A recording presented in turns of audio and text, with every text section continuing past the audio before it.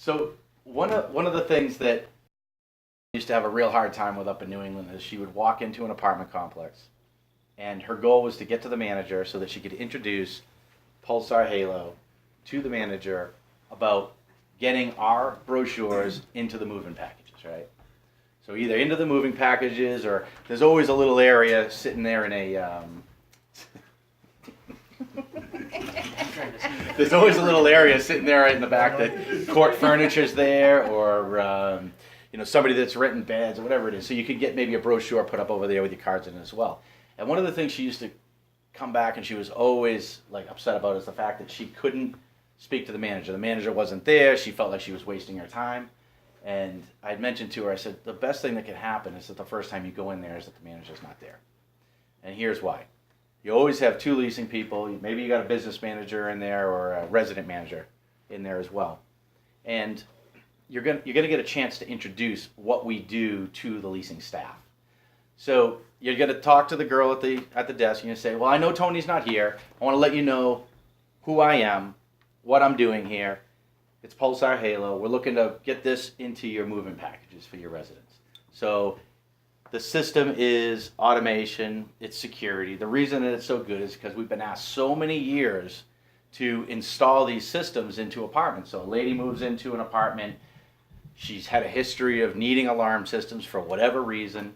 They call us out, we're like, yeah, it's not affordable, right? You're gonna charge $800-900 to put an alarm system into a unit. And the reason it's gonna be that expensive is because in 6 months, they're moving out. They've gone to Utah. We're not collecting the last 6 months of our contract. We can't find them anywhere. Now we got to pay a guy to go out, uninstall the system, take the wiring out. Now they have to pay a maintenance guy to make ready the apartment, right? Put mud tape on the wall, put sheetrock on it, clean everything up. They're probably $500 into this. They got our service call for coming out there, if we can even charge. So maybe we're eating that. And then you have the sheetrock work and the extra time and the paint dry. You got to sit there and watch paint dry, whatever. So it's going to be expensive. So now you can explain to them, we have a system that's no longer going to have those problems. We have a hub that plugs into your router. Everything sticks onto the wall. When they move, they're going to take it with them because they own it. So now when they move to Utah, they're taking this all out. You're going to walk into the unit. There's nothing you have to do. Maybe you got to sand the wall a little bit, put a little bit of paint on there because we peeled off something with the 3M tape. That's it. Now you've just introduced it to the leasing people. Do you mind giving this paperwork to Tony, the manager of the apartment complex? Maybe let them know what we do. Oh, and by the way, if we sell 5 systems on your property, we're going to bring you a $50 gift card. A little something that you might decide you're going to do. We like to do that. We say, hey, $50 gift card. And remember, you can't give too much, right? So in the multifamily world, there's been major problems with kickbacks. Avalon Bay, if you guys look back into the early 2000s, the CEO of Avalon went to prison because he was taking kickbacks on construction. So it's real well known out there, and with all the compliance paperwork that we fill out, it says we're not going to pay anybody to do anything on this property. Somebody else owns this property. They're a third-party management company. They can't run a business off my property, right? So we're agreeing to that. So if you go out there and you say to the leasing girl, hey, I got this great opportunity. It's not I have a great program. I got this great opportunity. And by the way, you can make $75 in a percentage. And they say, hey, this is great. I'm going to sign up for it. Now I'm going to start pushing it. You find out, or somebody finds out from management that this person's making money off the property. You and that person are out of the property for good. The problem in multifamily is that means that you, everybody is off the other 35 properties as well. And now you start getting a really bad name out there.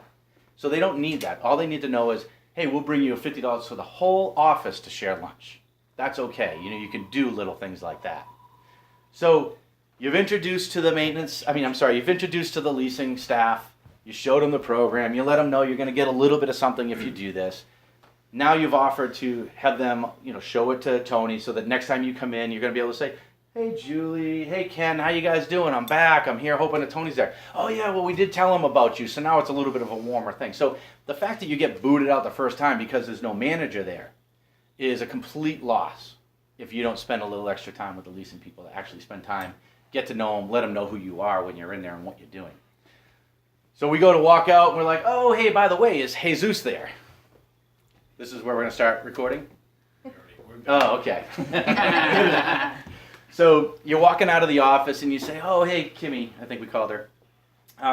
Kimmy, is Jesus around? Because, we also offer security systems for the office and the maintenance shop, and we do cameras, and, maybe he's working with capital, right? And they got capital money and they're looking to maybe do something on the property. Can I meet with Jesus? Is he around? Well, maybe Jesus is in the back office.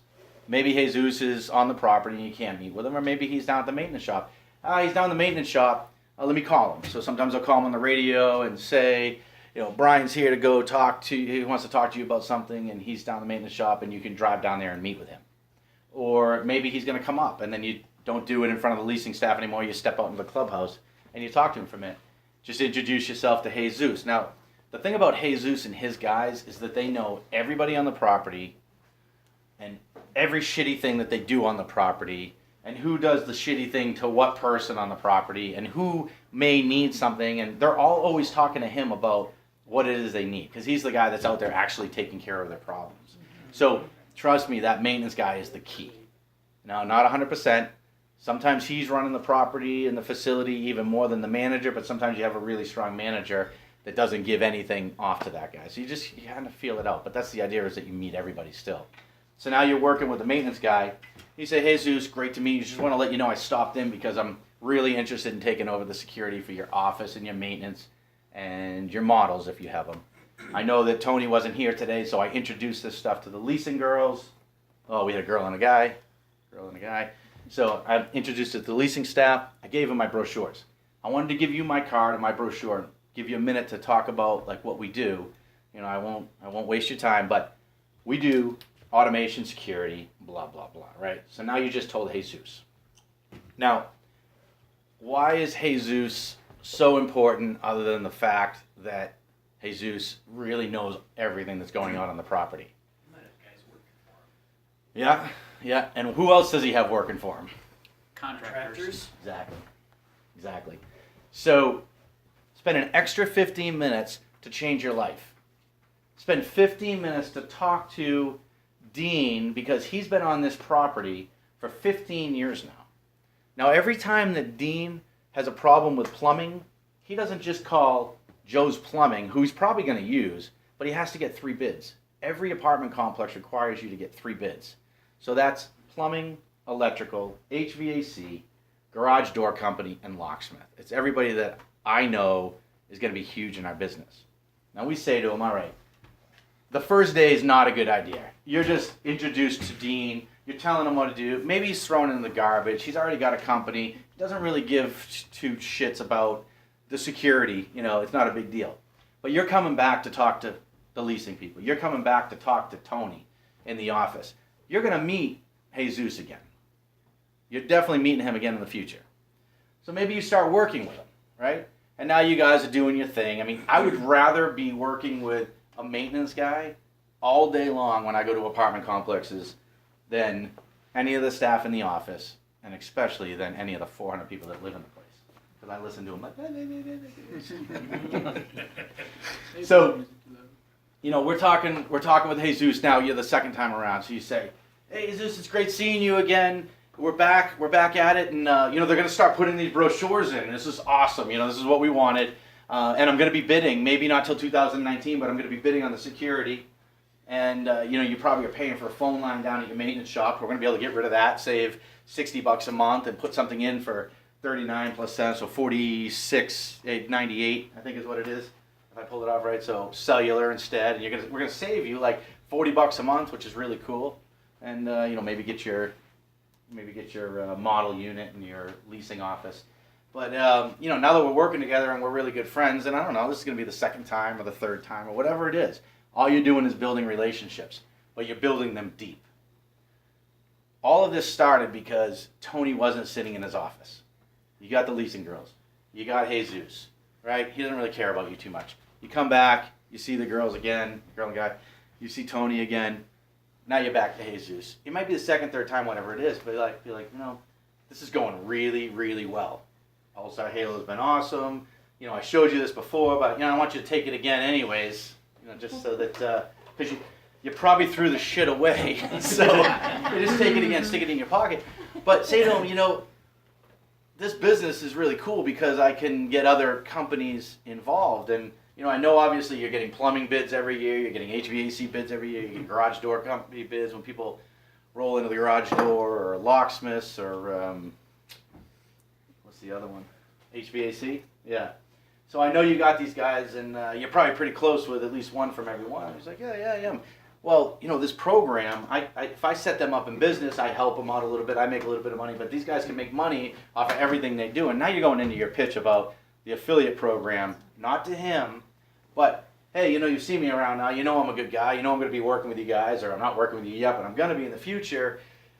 Would you mind, you know, giving me the name of those companies? Yeah, I don't mind. Okay, so you write the information down, and you know, do you mind texting them and letting them know, like, I got this really cool program that they can now put into their business, just an added value to their business? Most likely he's going to text those people, or one or two, or whatever it may be. You give them a little bit of time, you call them up, and you start your pitch. So every single apartment complex, so many people walk in, hey, how you doing? Is Tony here? I want to show him something. Yeah, no, Tony's not here, and he's definitely not like, oh, okay. All right, I'm out of here, and walk away. And I watch it every single day. So that is the biggest thing that we're going to be working on, is how do you not walk away. You know, you guys can ask my son. It's really fun. Like in California, we're going into locksmiths, and locksmiths get really aggressive, right? You know, locksmiths think that they know everything. They're like alarm guys. They think they know everything. They think they have everything figured out, and they think that they're the best at what they do and better than everybody else. It's just how they are, you know. They're working every day. They're putting a ton of cash in their pocket because they're getting paid $100.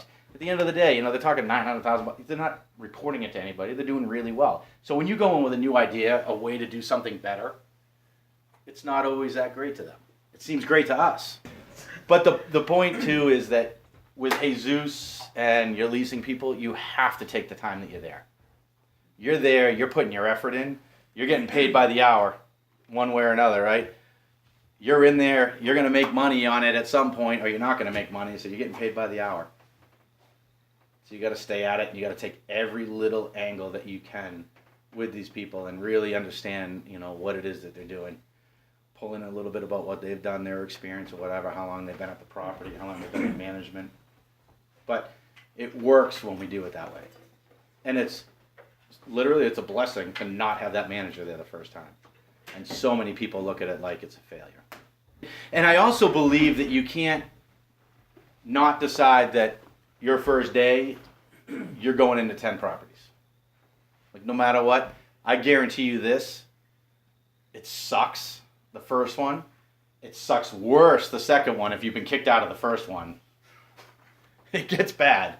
But when you get in and you start getting some people that are friendly, and you're just talking and you're not pushing, and you're just going for the intro. Our first run with Ryan, her first 88 Gray Stars was just an introduction. It was like a friendly, here we are in case you need anything. We actually got like 3 bids that had nothing to do with Jax at the time, which was good. She went in this time already. She's already got that one bid for the others. Now, that's a lot of stops. And if you look at it as there was no sales through the first quarter. Well, that's not actually true. There were 2 DIY ones that went in, but they were properties that we were already on for a month, so it was a little bit hard how we had it in the system. But if you look at it, it's consistent. If you're not consistent, you've wasted 88 hours of your life if you don't go back and have a plan for what quarter 2 is. Quarter 1, we have a plan. Quarter 2, we have another plan, what we're doing. Like, what was our feedback from quarter 1? What happened out there? Did you meet any regionals at the time? If you did you get the information on which properties those regionals had? You know, are you introducing the fact that we gave $18,000 in their name? You know, all of that stuff is how we kind of work it. Which is why creating that plan and then us coming up each quarter with what we do is so important. But knowing that your first time's in there, and this is why we talked about numbers, right, Big T? You might only want to take on 50 because it's a lot of time. So it might be you do 50 between January, February, and March, right? And